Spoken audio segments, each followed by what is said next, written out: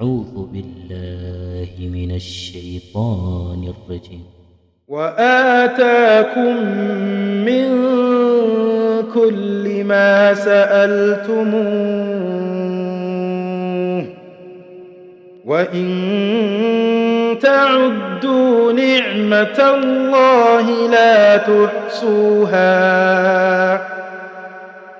إن الإنسان لظلوم كفار. وإذ قال إبراهيم رب اجعل هذا البلد آمنا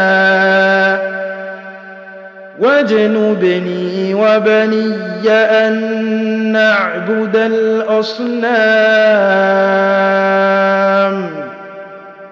رب إنهن أضللن كثيرا من الناس فمن تبعني فإنه مني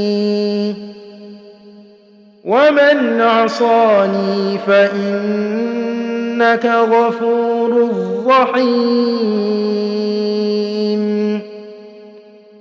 ربنا إني أسكنت من ذريتي بواد غير ذي زرع عند بيتك المحرم ربنا ليقيموا الصلاة فاجعل أفئدة من الناس تهوي إليهم وارزقهم من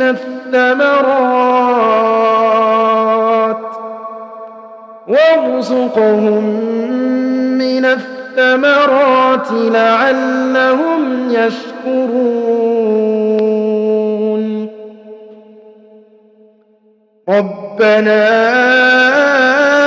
إنك تعلم ما نخفي وما نعلن وما يخفى على الله من شيء في الأرض ولا في السماء.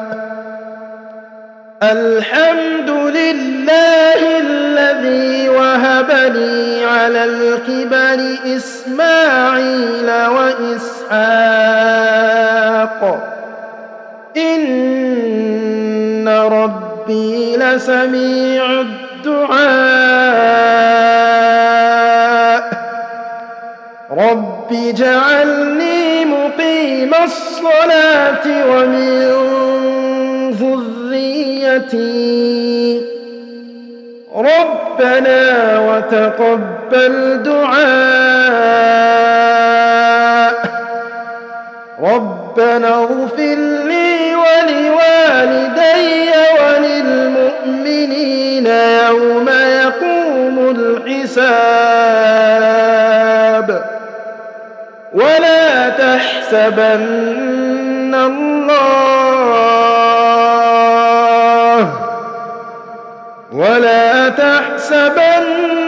الله غافلا عما يعمل الظالمون إنما يؤخرهم ليوم تشخص فيه الأبصار